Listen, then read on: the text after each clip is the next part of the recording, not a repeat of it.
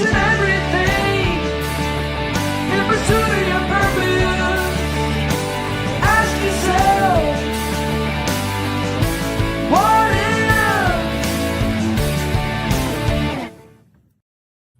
Well, thank you guys for joining us again for another episode of the Pursuit of Purpose live show series. What Are We Doing? What are we doing? Yeah, what are we doing? I'm Rob, I'm Chuck. and today we're going to talk about We're going to talk about obsession. obsession. You know, we've got some audience guests that join us on a regular basis, and I thank you all, no matter where you're joining us from. If you're on TikTok, thank you for joining us. I see quite a few of you scrolling through the chat there already. Jay-Z, that's a cool handle. Kenneth Golds. I see lots of you coming and going from the chat, but thank you guys for showing up today. Yep. If you're on Facebook or YouTube, Kick, Twitch, X, regardless of where you find us, we're glad that you found us. And today we're going to talk about obsession. And the reason I bring that up is that you know, we are, as a society, we're obsessed. We look for things to become obsessed about. Right. And we become hyper-focused, hyper-vigilant. Mm-hmm. But it all means the same thing. Yes. We're obsessed. Right. And, you know, in the current times, maybe it's just me. Maybe it's just my life. Maybe I just notice it more now as I've aged. We become obsessed with politics. A lot of things around politics people can get very obsessed about. And yes, it gets kind of hyperbolic right around election times, and we're in midterms right now. And Right. all these subjects are coming up. And of course, when those 4-year terms come around, things really get heated up. And that's, I mean, I guess that's just what we do. But today we're going to talk about, you know, is it healthy? What is it actually reflecting? What does obsession really do for us? And I know as a therapist, a lot of times people come in and you know, a little bit of obsessing and a little bit of compulsing is not bad.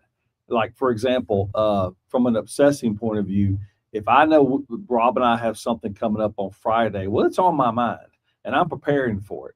And so a little bit of that's okay. And compulsion is I'm doing little things along the way. I'm taking my lunch and making notes, maybe doing some reading and listening. And I'm doing action, preparing for that. So see, a little bit's okay. But boy, Rob, we get into these categories where You notice how he threw my name in there? where it like rules our life. It's like we're worshiping this idea, hoping it's going to bless us with some kind of a peace or something. I don't know. It's too much. Well, I'll tell you this. You know, Chuck and I, we do some public speaking gigs, and we do training, we do teaching, we do classes. And Chuck will tell you that one of the things that I do is leading up to a speaking gig or a class or whatever it might be, I obsess and I compulse. I do all kinds of things because I want my students, or I want my audience, I want whoever I'm presenting to, I want them to feel like they gained from the experience, that they grew from the experience, that they got more value from it than the time that they spent on it. Space Madness, it's good to see you, Space Madness. He says, I'm obsessed with phony Christians on TikTok that blame the poor for being poor. Well, that's a sad thing to be obsessed about. I hope we can maybe we can help you find something else to be more obsessed with that would be more healthy for you. Sounds like you're all obsessed about that. I mean, Sorry. that's a tough thing to be obsessed with. It is. I mean, you know, those poor being poor. Well, he's obsessed with he says phony Christians. He's obsessed. That's with who he's obsessed with. Oh, okay. He's obsessed with phony Christians that blame the poor for being poor. Oh, okay. Okay. So you're obsessed with phony Christians. You're obsessed with phony Christians. So and really, it then could be anything. He says also blaming the sick for being sick. So yeah, Space Madness. Man, those are some tough things to be obsessed with, right? For people. I mean, I guess you're still saying you're obsessed with phony Christians. Yeah. You know, it's an interesting part in scripture. If you go back to study the Gospels, talking about Jesus, and he got approached several times in several situations. Like, this man's been crippled since he was born. Who sinned, him or his parents? And Jesus, like, what? Oh, he's just crippled, man. He's a body, and then he healed him. And so people have been obsessing with that for, we'll say, thousands of years now. So, yeah, but it's unfortunate if it's still around. I do believe the Gospels told us we're not supposed to do that, but Well, unfortunately, maybe people do. Space Madness says, that's you. And then he says, wealthy people don't go to heaven. A camel cannot pass through the eye of a needle. You need to study your history. Yeah. That expression was, it was literal and metaphorical, but in those days when you're talking about the camel going through the eye of the needle, it says it would be easier for a camel to pass through the eye of the needle than it would for a rich man, quote unquote rich man, to gain passage into heaven. Now, what it's talking about is the man gate to the city, the gate into the city that was designed for just a person to walk through. It wasn't designed for chariots. It wasn't designed for livestock and all that kind of stuff, caravans. It was designed, it was after hours, basically. Mhm. There was this little gate. It was a small gate. Mhm. And a man, a typical sized male, had to kind of duck to walk through it. And they would train their camels to get down on all fours and crawl through that gate. Right. And they called the gate the eye of the needle.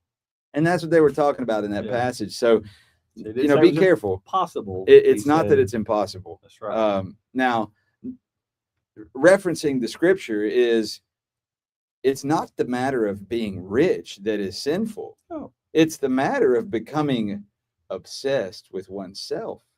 It's the matter of becoming sinful in nature, because money doesn't make you good or bad. Money is an enhancer to whatever you are. Mhm. If you're good, then having more money, you'll do better things. If you're bad, having more money, you do more bad things. I mean, it's just going to afford more of the same. So, Space Madness, I hope that makes sense to you. Space Madness says there is no archaeological or historical evidence for what you're saying. Lies. Actually, there is. There is.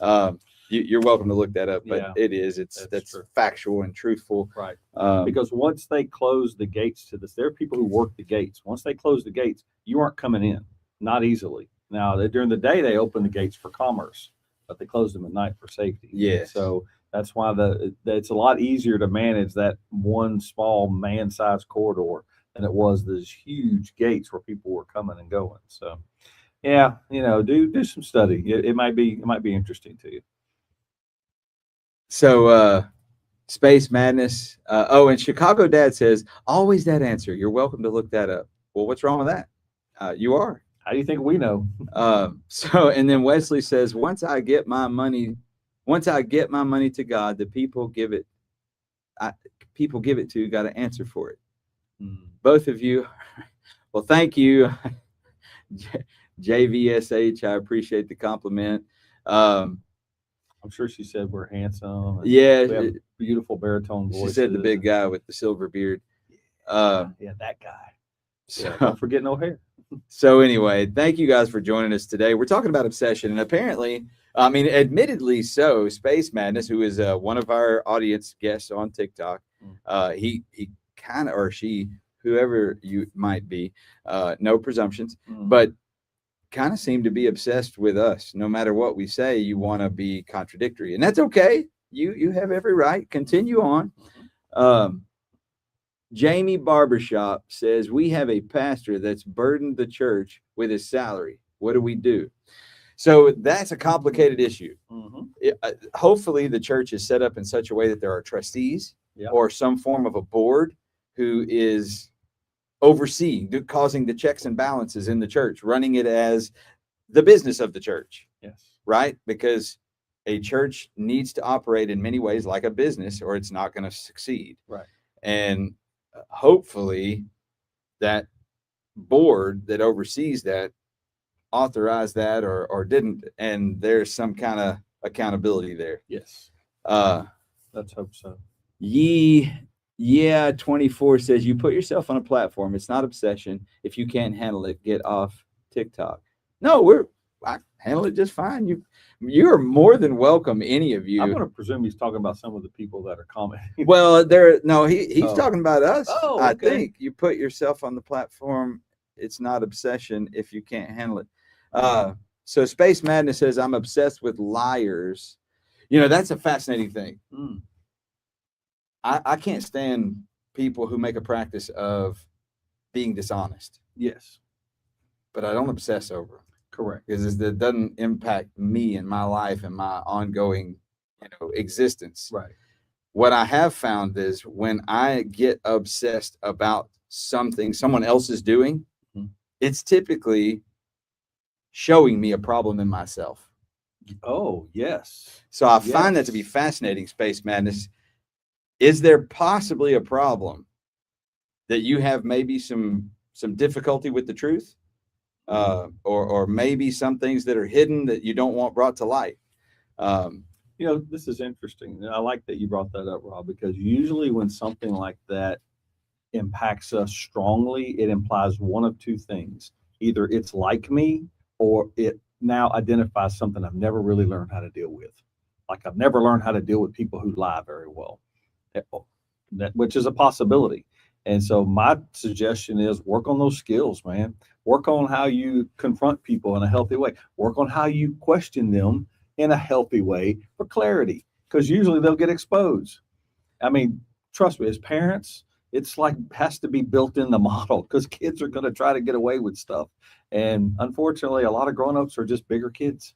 I want to give a shout out real quick to Brandon Rodriguez. Brandon Rodriguez is a local restaurateur.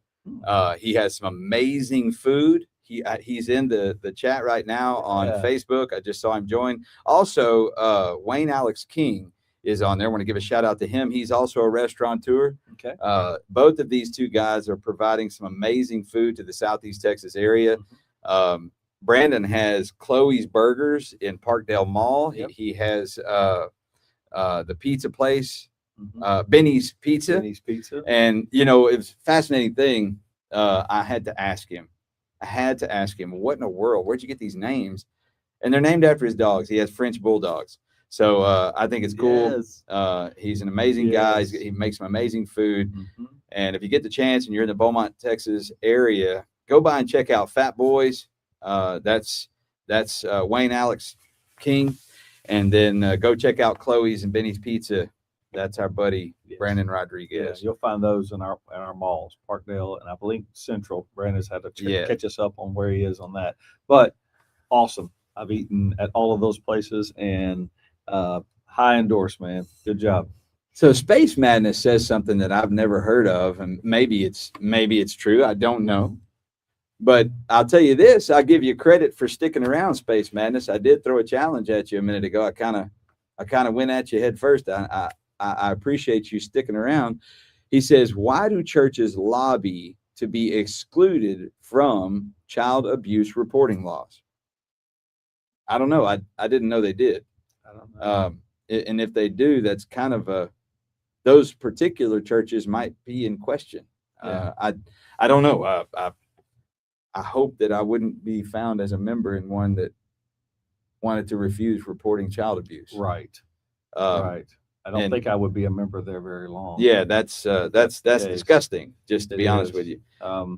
I don't know that this is just, I don't have personal knowledge of any church. And I visit with a lot of churches, a lot of people in the clergy of different types. So that's preachers, pastors, priests, things like this, because a lot of them are referral partners for me. And I don't have personal knowledge, but I'm not saying they haven't. I mean, that maybe not these guys and gals, but people in our country have for sure.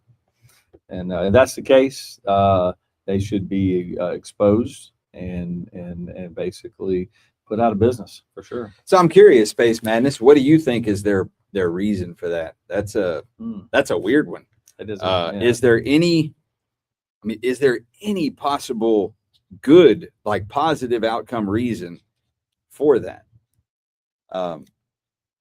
And what do you think? And I am curious, Space Madness, do you consider yourself to be a Christian?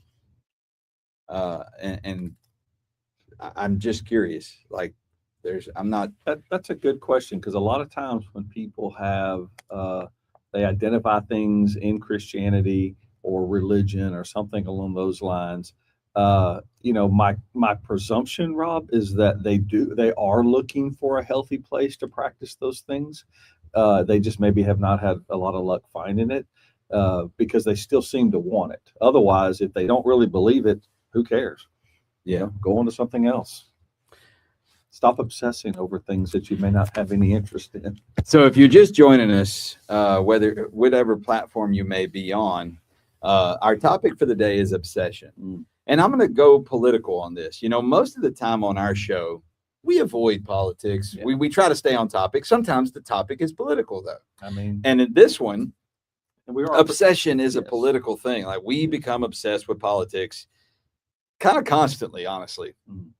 If it weren't for that obsession, these big media outlets, these big news channels, such as they are, wouldn't even be able to exist. right. MSNBC, CNN, Fox, Right. Newsmax, whatever, all of those big Right. channels like that, I don't think they'd have much of an existence at all if we didn't Right. have such an obsession Right. with that, especially the political spectrum. Absolutely. The future. I don't tune into the news a lot. I used to tune in quite a bit, but I don't tune in a lot. But every time I do, it's not too many segments before we're back to politics, and it seems to be the larger majority of their stories. Now, here we are in a free society, and the system that we've set up, we ordain these people with our vote, with a lot of power and influence. They're there to take care of civil things that we don't have that type of availability to. So we hire them with our vote. So yeah, I kind of want to know, are they doing their job? Now, unfortunately, though, in order to sell that media time you were referencing, we got to put emotion in it, because emotion sells. So Fortnite, I'm not going to say the rest of the handle there, but I'm going to call you Fortnite because it's a little inappropriate for me to say on the show. But it says the global culture is addicted to anxiety and our oppressive politics. That's why we're obsessed. And that's not far off. I'll give you that. We as a people, we seem to, like, I don't know what it is about the anxiety, but we seem to be fueled by anxiety. Well, to give you Like you said, addicted to it almost. Yes, to give a scriptural reference, y'all, some of you may be aware of this, some may not, but there is a synonym of anxiety that's mentioned in Scripture. I'm talking about the Holy Bible, 365 times. So yes, you are correct. Humans are going to have anxious experiences, and it tends to fuel us. Now, a little bit's okay. I teach that in my grief class, Rob, when I talk about anxiety. There are healthy forms of Yeah, anxiety. I'll say, hey, if you have an eagerness to do a job and do it well, that is a little form of anxiety. Performance anxiety. Performance, yeah. Like, so if I'm trying to fix something or build something, I want to do a good job. Well, that's a little bit of anxiety, but it does get unhealthy. You're on a good track there, and that's unfortunate. So what is it that, we're talking about politics, and I find this fascinating. So in our country, we practice this two-party system, and you don't have to like it. It just is. It's what we have. All the attempts at bringing a third party together to coalesce to challenge the two-party system, it's never been successful. Right. But in that regard, we have these strange oppositional obsessions. Mm. And I have taken part in it myself. Yeah. I am no less guilty than anyone on either side. Okay. And I'll give you a for instance. On the side that I tend to find myself, I don't want anyone threatening my right to keep and bear arms. I believe that it is my God-given right to protect myself by whatever means is best available to me. And firearms are best available. Yes. And I have lots of them and lots of ammunition to go with each one. Right. So I become obsessed, or I allow my brain, I allow myself to obsess over people that talk as though they're going to limit or take that away or, Mhm. whatever, curtail that in some way. That has in the past gotten me going. And then I realize that's what they want. Right. That's the point. Right. Right. And then I like look at myself and think, man, you ain't nothing but a puppet. Oh, yes.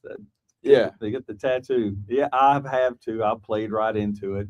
And then somewhat a little bit later when they kind of, I guess they kind of leave the subject, I'm like, man, that's embarrassing. I put a lot of energy Right. into that. And that for no good reason, except maybe the reason or excuse for my exaggeration or my exaggerated reaction might be something like fear that maybe they could take it away Right. when I know that person can't. And so I have to argue to keep something for fear that it's going to be taken away. It seems like that is the obsession association. If obsession is an obstacle, like a screen that I'm pulling, what am I hiding? Am I hiding fear? There's one possibility. And and for the other side, I'm going to talk about an obsession that the other side tends to have, and I call it the other side, but really it's not. It's only another side when we allow it to be. Yeah. But I'll just say that there are parts of this country, parts of our society, there are groups of people who are obsessed with the man who is elected as president right now. Yes. They are obsessed with him. Yes. No matter what he does, no matter who, no matter how, no matter what he does, they hate him. Right. Everything he does, all they want to say, they hate him. And they reference these particular talking points and they just keep on going. Right. But that's what they want you to do. Right. You're following right into the same thing. That's You're doing right. exactly what you're told, what your leaders are instructing you. Some You're of- not thinking for yourself. Some of those might even be those media outlets. Yeah. I mean, they make a ton of money off of us being all motivated and jacked up. Did you ever think that maybe, just maybe, there are a few people sitting around somewhere in this world that are making their fortunes in their lives off of those sentiments, Wow. those concepts? We're gonna instill a little bit of fear. We're gonna these are the next talking points, and they got it planned out. What would you do if you found that out? What would you do if you found out that your obsession was somebody else's manipulation and that you had not allowed yourself to think about it clearly? What would you do? So basically, you're just absorbing the message that you're given by the sources that you have indoctrinated yourself to, and you don't even know really what those sources are. Oh my word, what would you do? That's a good question. What would you do if the veil got pulled back and you learned the truth? Yeah, and we found out that there's this wizard of a few Wizards of Oz over there, and they're just pulling the strings, like Soros and who knows who else. Who And knows? all they're doing is planning Yeah. our next obsession. Yes. They're planning our next fear disease. Right. I mean, think about it. Oz the Great and Powerful. And I mean, you see it all the time. It's almost to the point that it's undeniable. Hantavirus. Right. I mean, all these things come out at the most convenient times. I mean, And, honestly, if you look around yourself, and those messages become so powerful that we buy them. We buy them Yes. hook, line, and sinker. yes. And I've got friends. I'm going to go back a few years and talk about this, and it may bring up some feelings. So forgive me. I don't want to hurt anyone's feelings necessarily, but sometimes it happens. But if you go back a few years and we had another virus, we had the pandemic, right? The coronavirus. Mm. Well, we're finding out every day more and more how much that was a farce, Yes. the entire thing. But I have friends who died that on their cause of death is listed the coronavirus or COVID-19. Mhm. But the truth is, why did they put that? Right. They put that because of a protein that was found in their blood that is known to be the result of a particular strain or type of virus. Mm. But it wasn't necessarily Right. COVID or coronavirus. Right. It was that protein, that marker that they're categorizing this group of viruses. Do you know what else leaves that same protein in your blood? Flu. The flu, Yeah. influenza. Yeah. So maybe they died of flu. So why would they put coronavirus as their cause of death? Well, I don't know. I mean, because they were told that that's what they have. So we have all these things. Maybe. I mean, I can go down that trail if y'all want to, friends. But the point is, yeah, we're told what to obsess about. Yes. I have a friend whose mother died during that, and she's in the medical industry, and she pushed hard. She said, "You will not diagnose my mother with that, because that's not what she died of. She had all kind of other heart issues and some other issues. She was getting old. She died of old age. She did not die of the coronavirus." And they tried, and she won. She won the day. She goes, "You're not going to put that on her, because that's not what she has."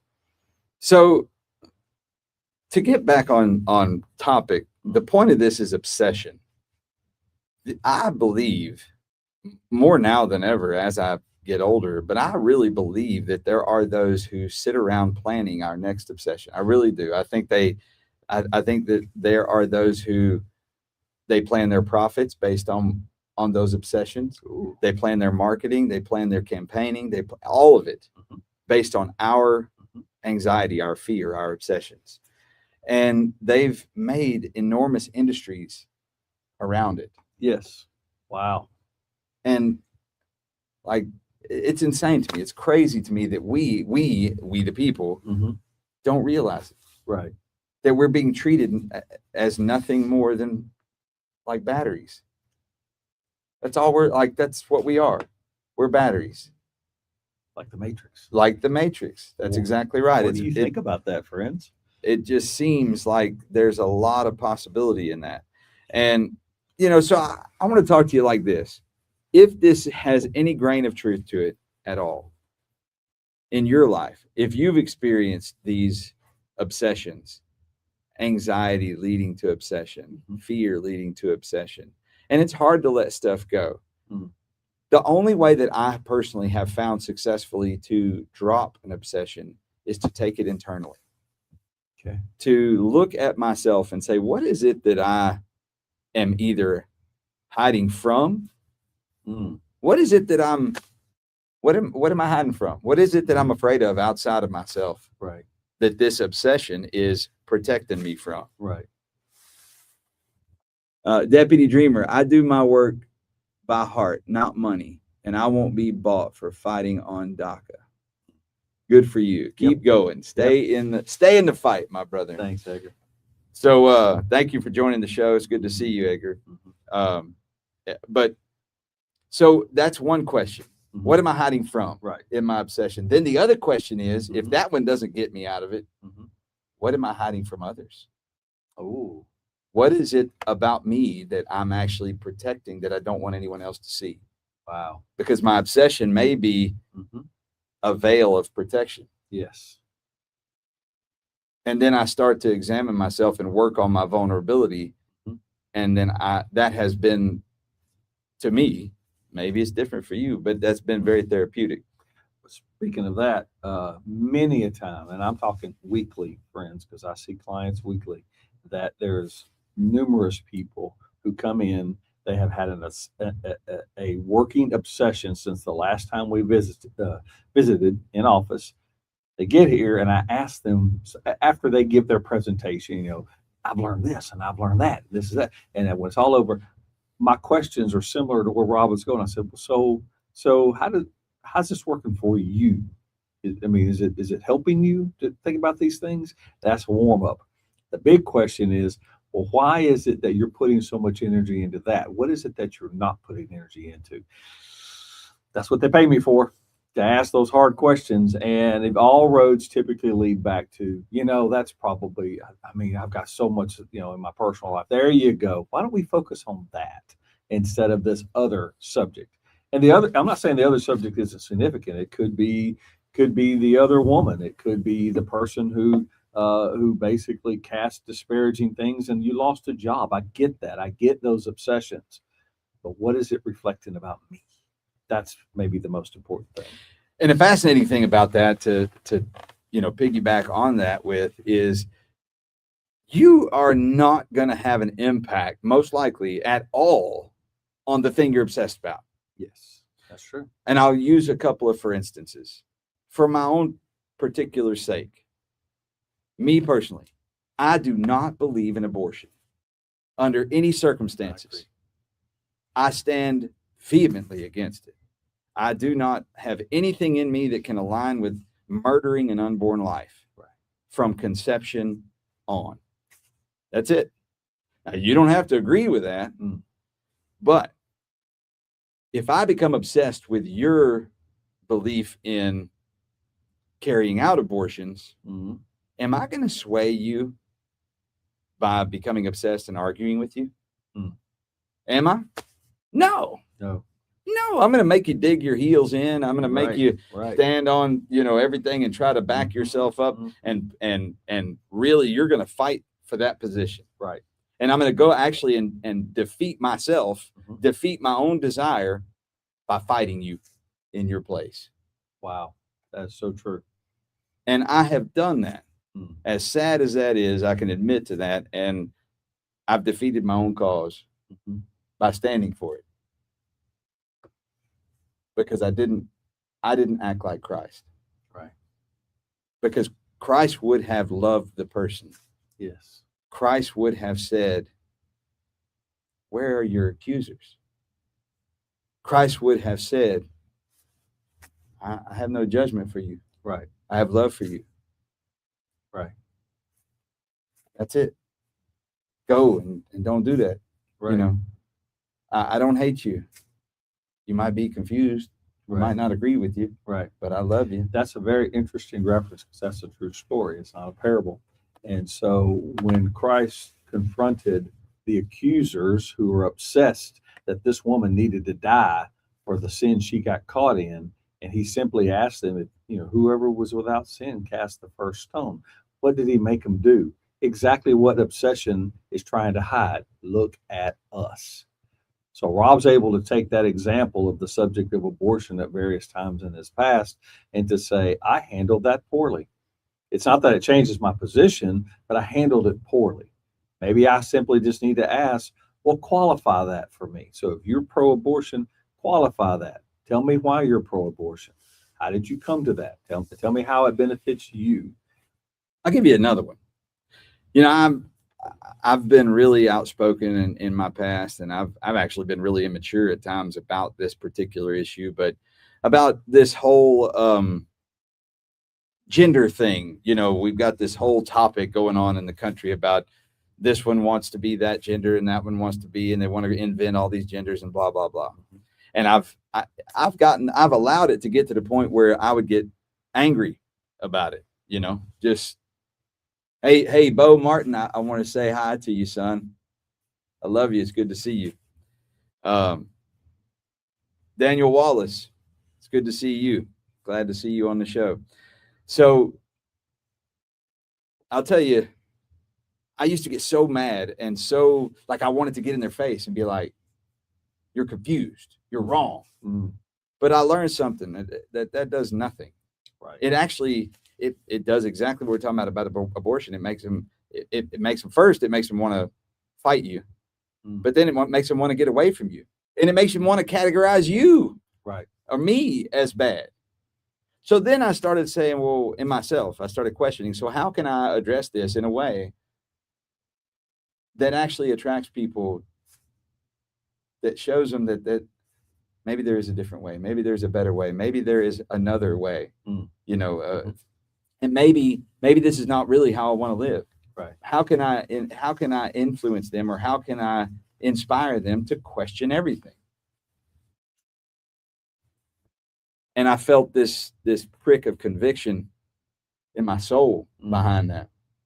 So if you'll notice in our history, we actually in this show, we've had transgender people on this show.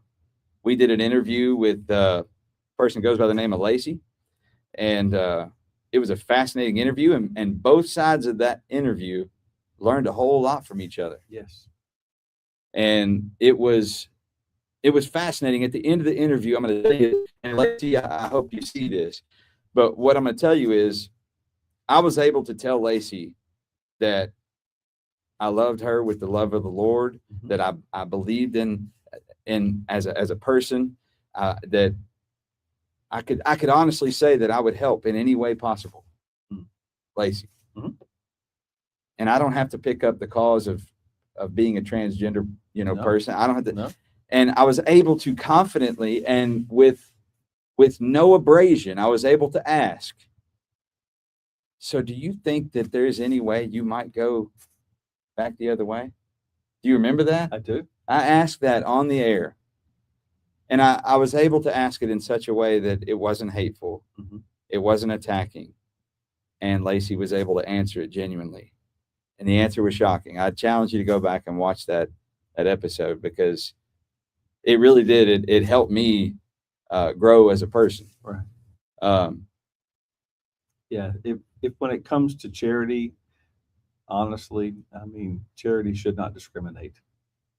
And if we have a hurricane down here and a lot of folks get displaced, well, I guarantee you, as someone who's volunteered at a lot of those venues, making sure people get shelter and food and those sorts of things, those are not the times to discriminate. Not at so all. Jay Smaltz Fit says we're inserting views on controversial topics. Well, it's not really that we're inserting views on controversial topics. What I'm admitting to, I'm just being really open live on the air, that I've had problems with obsession about things in my life. And they weren't, it's not that I'm inserting my views about those topics. I'm inserting that I'm guilty of being obsessed. Mhm. And in my views, in my background, and in my convictions, I am a constitutional conservative. Yes. I believe in this great experiment that is the Republic of the United States of America. Mhm. I believe in it. I believe in its foundation. I believe in its origin. I believe in the purpose of its creation. And I believe it has a future. Yes. And I believe that it is incumbent upon us, we the people, to examine ourselves and take responsibility, each one for each other, each one for themselves, Mhm. and then for each other, to help us grow. And we're not challenging each other a whole lot out here. No. We're not. All we're doing when we get on the air and we talk about, well, you're wrong, that's not a challenge. Right. And if you'll notice, we're not doing that. And I know that you know that. What we're talking about is how we've had to mature and how we have conversations with people who have different conclusions. That's a fact. If we're all going to have a much better relation and the fruit that comes from that, where's that going to start? Am I going to wait for the person who disagrees with me to treat me better? No, I'm not going to wait for that. I'm going to go first. And I challenge you to learn better how to go first, because I guarantee you there are hosts of people out there in the world that don't see it the way you see it. That's right. They just don't. So what are you going to do with those folks? Are they dismissive? Are they discardable? Or are they relatable? Are you better than them? Right. Are you better than us? I'm not better than anybody on this chat. I'm No. not better than anybody, any one of my neighbors. Right. And Space Madness, maybe you're better than all of us. Because I mean, Space Madness just keeps on saying phonies and Okay. liars and all that Okay. kind of great stuff. Space Madness, would you like to join us live? I'd be glad to bring you on. Yeah. Just say the word and I'll send you the invite. So this show was not born, this episode was not born today to be controversial. Mm-mm. It was more born to be an example of how do we grow in vulnerability so that we can grow together as a community, as a Right. society, as a nation. Yes. And these obsessions that we have with these political back and forth. Chris Neal says, is the lack of caring about politics unhealthy? I mean, we screwed either way, right? See, not really. No, a lack of caring about politics is actually probably pretty healthy. Mm-hmm. The sad thing is that most people get obsessed over national politics and they don't take an interest enough in their local politics, Right. which is what actually makes the most impact on your life. That's right. If you want to affect your way of living, Mm-hmm. get more involved in your local stuff Right. and run for office. Yeah. Get involved. Right. Because that's where the rubber meets the road. That's where the country is built. It's not Washington that runs your life. Right. It's your state reps. It's your county commissioners. It's your county judges. It's your school boards. It's City your council. city council. It's all of those people that make the biggest difference for you. So those roads that we use every day in our community, that doesn't come out of Washington. That comes from right here. That's right. And our water systems, you know, and whether we're drinking clean water and taking good showers, all that starts here. Even our energy supply typically is right here, you know. So yeah, get involved and figure out what those who are commissioned, we call them commissioners, they're commissioned with keeping those things healthy. You know, make relationships with those people. Check out their websites, give them phone calls. If you want to volunteer, a lot of them have to, by law, make very frequent presentations to the public. Hey, Classy. Classy's here. Good morning to you. I'm glad you joined us today. She says, well, good morning, gentlemen. She said, don't we look nice today? Thank you. It's great to see you, Classy. Great to see you. Glad you joined us today. We're talking about obsession. We've been talking about how we get obsessed as a nation. We get obsessed with politics. We get obsessed with, you know, we also get obsessed with what our neighbors are doing. Yeah. You ever notice that? You know, it's great to see you too, Classy. When I was a kid, I lived in a part of town that wasn't that great, and for a time, and I was probably in the second grade, and I was riding my bicycle. Me and the kids in the neighborhood, we were playing cops and robbers, and I was being stupid, and I didn't realize it, but it was about the time that the gate opened. We lived right by a chemical plant, big chemical oil refinery, and the gate opened, so all the cars come out, and me and my buddies are riding our bicycles, and I wove between the cars right before an intersection, and a guy hit me when I was a kid. Okay, so I get hit by this car, and I'm flying through the air, and I come down, land on the hood, and I roll off, and I broke my leg. I'm laying there in the street, and my little buddies run to my house, and they go get my mom, my dad, well, my mom, and she comes outside, oh my God, you know, screaming and everything. And I'm gonna tell you something crazy.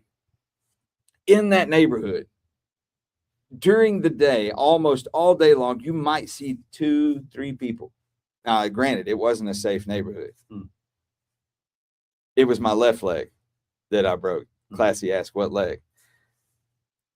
So I'm laying there on the ground, and my mom's standing over me, not knowing what to do. Finally, my dad gets there, and I look up, and there was a sea of people. Oh, wow. I didn't even know that many people existed in the neighborhood. But every one of them, like, they just came from nowhere. They came from every, like, it was as if there was a church revival in the middle of the street.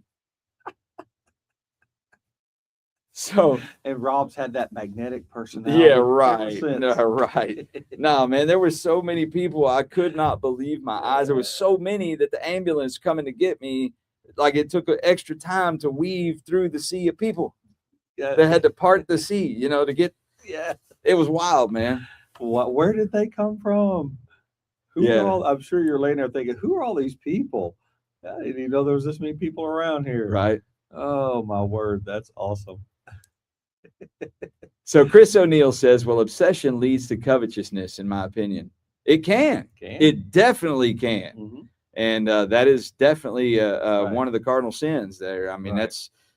Yeah, and anything can lead to that level of destruction. Thank you. As I know, y'all don't know how soon you tuned in, but at the very beginning of our show today, I referenced that it's okay to have a little bit of obsession, a little bit of compulsion on a daily basis, because that's how I get my business done today. I think about it until it's over, and then it's also how I can plan for the near future. That's right. It's when it becomes something much more, what's the word, dysfunctional, you know, where it gets exaggerated. And I think that makes your point. So Classy says it's because I screamed so loud like she did when she got her leg broke. Oh, She says her mother heard her from 3 blocks away. ooh, Wickety split. Hey, it's good to see you, Kevin Bailey. Good morning to you. yeah. Classy says, well, I have an obsession, but people don't like it because it happens to be the president. Well, are you obsessed in a positive way or are you obsessed in a negative way? Because it goes both ways. You know, hey, you remember that what was Trump girl? Yeah. She was yeah. obsessed with him in a positive way. Yes. Like yes. he was crazy. And I think was it her that got the tattoo? Maybe One of them, somebody Yeah. got a tattoo of his name on him. Yeah. And then there was that girl that wore the Trump dress to Right. one of the red carpet. Oh, that was things. Jill, I think. And Jill something or Joy something. She was in New something. York. Yeah, a real pretty lady. And so yeah. So Mr. Mayate 69 says, "Can you just answer me why bad things happen to good people?" I'm gonna tell you this, and I got a life full of examples about this. Bad things happen to everybody. Everybody.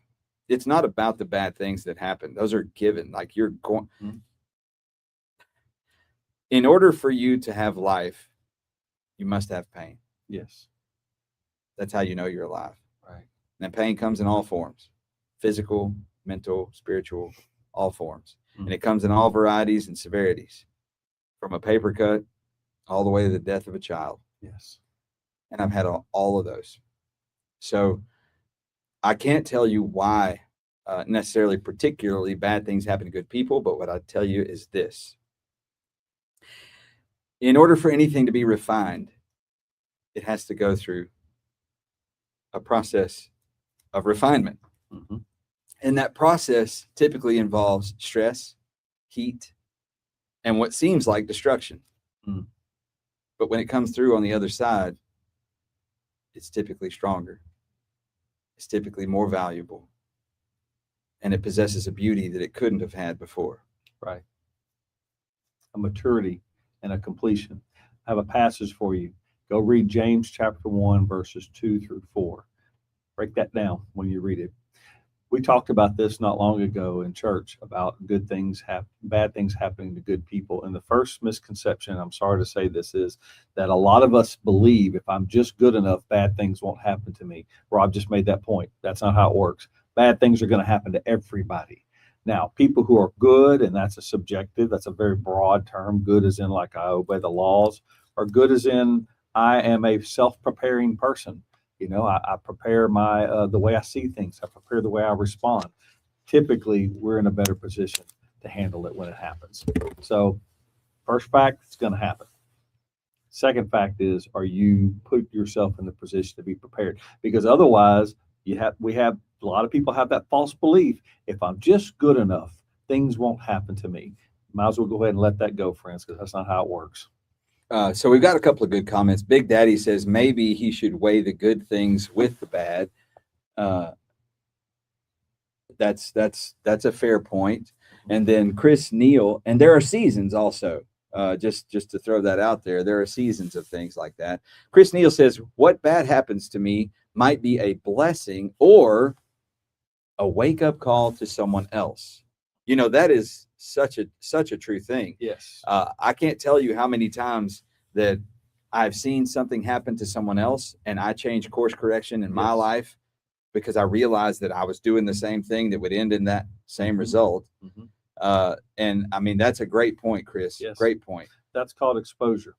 Experiences, it all happens to me, or at least a good portion of it. But by exposure, I see it happen to somebody else. I see their consequence. I'm thinking, ooh, I don't want that. And I do that. And I don't want what just happened to them. Yeah. So that's how most of us actually learn. We really don't learn by experience as much as we Don't do. go accusing me of learning. Yeah. Chris Neal says, read the life of Job. That's no joke. No. Yes. And not once did he curse God. That's right. So Oscar Palesis says these guys definitely eat 32-ounce ribeye steaks often. I would if I could. I'm telling you. I don't think I could down a 32-ounce ribeye right now. That does sound good. It does. I do like ribeye. It's one of my favorite cuts of meat. Yes, I am Not a bad call. Hey man, I have no apologies for my carnivorous habits, brother. So Chris Neal says, I encourage bad things to happen. If it is God's will, then who am I to question it? And then Classy says, probably an 8-ounce. Jay Smaltz Fit says, "How big do you think the universe is?" I think it's probably bigger than my mind can conceive. Right. It's big. I It's mean, I have big. no real idea. That's a great question. Mhm. I don't obsess over it. No, definitely don't obsess over. What could I do about it? Right. Yeah, I'll never see it. And All that's of it. something I want to bring up. Most of the things we obsess about, we can't, we don't really have any way to be an impact on it. Right. And I'll give you a for instance. I brought up some things that I was guilty of obsessing over, and I'm going to bring some things up. Like, for instance, so many people that we see often here on this chat, they're obsessed with Donald Trump. There, I said his name. They're obsessed with Donald Trump in a negative way. Mhm. And they want to say, well, he's a pedophile, or he's this and he's that. Okay. So now you've said it. Now what? What's the next step? Like, Right. what are you doing? How does that further your cause? Yes. What is your cause? Who are you helping and how? Right. Does that help you to feel that way, to be so angry, to be so obsessed? Good lines of questions. How is that benefiting you? Well, and see, not that, and see, Big Daddy, he's not a politician, he's a businessman. Okay. Let's see. That's right. What we always needed as a president is a businessman. And then Jay Small says universal cause is no cause. That's true. That's a fact. Hmm. But the point is, if you're going to have a cause and you're going to be obsessed about it, what are you doing about it? Hmm. You can't just be obsessed about something and expect to get results. Right. You have to take action. In order to produce results, you have to take action. Yes. And I don't mean anything drastic or, foolish. But what I'm saying is, if you're going to be obsessed with someone in particular, Mm-hmm. where are you going with it? Right. How's it going to benefit you or anyone else to do that? Right. Someone once said we have much more accusation in this country than action. I thought, man, that's pretty good. I wish I'd have made that up, but that's true, and that's what I think of when we think of some of these named people, these politicians, as we're talking about, and they go on both sides, and that all we're doing is just accusing them. Where's the action? Do something with it. Well, I'll tell you what, you guys are great. It's been a great show today. Yeah. And I really appreciate our audience. Pamela, I see you just joined. Fire Girl says Trump is strategic. There's no doubt about that, whether you like him or not. You cannot argue against the fact that he is very strategic. Yes. They can't keep up. Yes. Just one time have a short convo with him. With Trump? Mm. Is that what you're saying, Classy? Well, wouldn't that be an interesting moment in life? So Fire Girl, I'm glad to see you on here. Or Fire Girl X. I like the big red X. Oscar Palesis says lobster is easier to eat. However, king crab is sweeter, even though it takes more effort. I'm not making any accusations or anything, but it sounds like you might be obsessed with food. I'm telling you. And I'm not mad at you for it. No. I'm a foodie No, myself. That's right. Food was given to us for a divine reason. Fire Girl X says she was a Democrat until Trump. Hmm. That's fascinating. It's funny. Trump was a Democrat Yes, it was. majority of his life. Yeah. And he hung out in Hollywood. He hung out with all of them. Oh yeah, and gave to both sides. That's by how the he way. got on the movies that he was on and all that Yes, kind of stuff. yes. Matter of fact, one of his first most significant presidential opponent was Hillary Clinton. He gave to her campaigns back when she was back in the day. So I don't want to say he's apolitical, but he's definitely has friends all over the place. Deputy Dreamer says, as a cop, I'm obsessed with chocolate donuts. Man, I got a great picture somewhere. If I can find it, I'm gonna send it to you, Edgar. I've got a picture of me and when I was a cop, when I was on a full-time gig, and I was at a school doing security for an event with some other buddies of mine that we were all cops, and we're all standing there, and I saw this big box of donuts. So I went and got us each a donut, and I made everybody hold it in their, up to their mouth, and we got a picture of it. That's Oh great. my gosh, it's an amazing picture. If I can find that, I'm gonna send it to you. Oh, that's perfect. That's perfect. So Classy 476 says, I know Trump like I know Elvis Presley. And she says, where's my donut? Oh, right. But anyway, Oh, well, guys, thank you. I'm obsessed with y'all. yes. I'll give you that. I really Yes. do look forward to our Tuesday chats with our audience. I appreciate you all. Hey, Rodney Conway, I see you there on Facebook. Thanks for joining the show. Hope you're having a great day out there. Jay Smaltz Fit, thank you for your conversation. Classy, thank you. Mr. Neal, I don't know where you went, but thank you for joining the show today. It's been great. Big Daddy, thank you. Thank you for joining. It don't matter. You've only been here a few minutes. That's okay. But stay with us.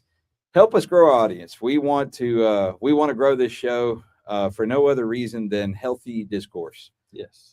We believe that it is a great outlet for people to come on, and I don't care if you don't like us, if you don't agree with us, but it's totally okay to come on here and be open about it. You're not going to get beat down. You're not going to get insulted by us. You'll get questions, but that's about the size of it. And you never know. You may find a friend, someone who you can actually say that you can count on. Yeah. That you never expected. And so I hope you'll become a part of our audience family and keep up with us. Thank you for following. Big Daddy said he's a follower. Thank you. Jay Smalls Fit, thank you. Thank you. So I appreciate y'all. Classy, it's always great. We'll see y'all next Tuesday at 10 o'clock. Make sure you catch our shows. We are our pre-recorded long interviews that we put out. We're on YouTube. Yeah. If you guys want, I'll put the YouTube link somewhere in the TikTok if you don't follow us on YouTube. But please do find us on YouTube because we do some amazing interviews with some amazing people. They're wonderful people who have incredible stories, hopefully stories that will inspire you. Yeah. And I know they inspire me. I get to meet them personally. They sit right here between us, as we call the hot seat. And but these folks, and what's so interesting, I think you'll find this interesting if you tune in to some of those interviews. They're all very genuine people because most of them are so reluctant to come on. They're like, I don't know what I have to say. And an hour plus later, they've just poured out all these things that we hope will impact your life in a positive way. I know it's sure changing ours. The lady that we interviewed last week. Yes. She's a part of Buckner International, which is a foster care and adoption program for kids that I've personally had a lot of involvement with. Actually, Chuck and I both have. We've done work with them, but actually, my wife and I adopted one of our kids through Buckner. Yes. But she's a director for them. And when she came in to do her interview, she said, well, I've never been interviewed about me. I don't think it's going to be much of an interview. She said, I don't even think it'll be very long. It's not much to talk about.